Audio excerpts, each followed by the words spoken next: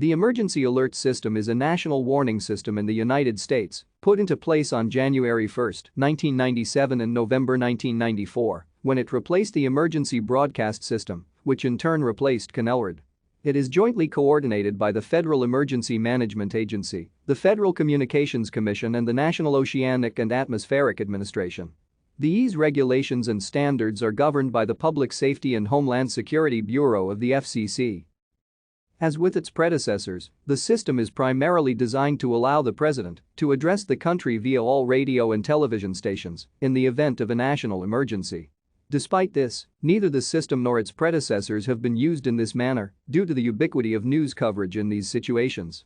In practice, it is more commonly used to distribute information regarding imminent threats to public safety, such as severe weather situations, Amber Alerts of child abductions, and other civil emergencies. Authorized organizations are able to disseminate and coordinate emergency alerts and warning messages through ease. Thank you for watching. Like and subscribe if you would like to view more of our videos. Have a nice day.